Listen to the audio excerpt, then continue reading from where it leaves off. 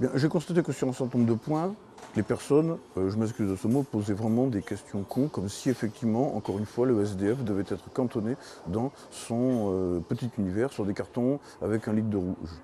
Donc un SDF, c'est simplement une personne qui n'a pas de domicile et qui fait en quelque sorte du camping urbain. Et puis le reste, eh bien, voilà, j'ai un ordinateur, on peut avoir des ordinateurs très très bons pour 150 ou 200 euros d'occasion. Ça fait le quart du RSA, on se connecte partout, librement. Je vois même pas où est la question. L'accès des sans-abri aux nouvelles technologies est un phénomène encore assez méconnu. Pourtant, en France, de plus en plus de sans-domicile fixe commencent à maîtriser les outils du web.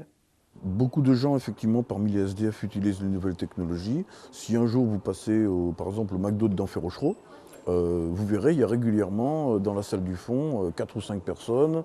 Vous voyez sur des petits points de détail en fait, qui sont SDF.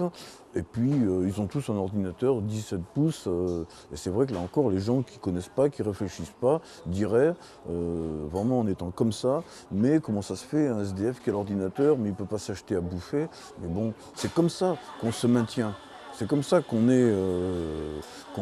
reste la tête haute. C'est ça qui permet de progresser. Voilà. Le Wi-Fi gratuit, la baisse des prix du high-tech et les cybercafés associatifs sont autant d'opportunités pour retrouver un travail, un logement, mais aussi pour reconstruire une relation avec l'autre.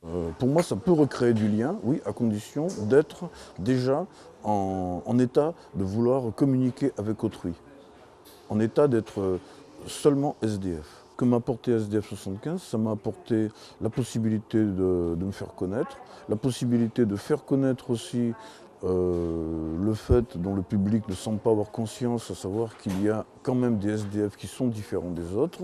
Alors un ami m'a donné une petite idée qui consisterait, bon ça c'est plutôt pour l'anecdote, qui m'a dit un jour mais pourquoi tu ne mets pas simplement un compte PayPal qui est accessible à tout le monde, effectivement entre guillemets pour faire la manche sur Internet. Et récolter de l'argent par Internet, Patrice n'est pas le seul à y avoir pensé.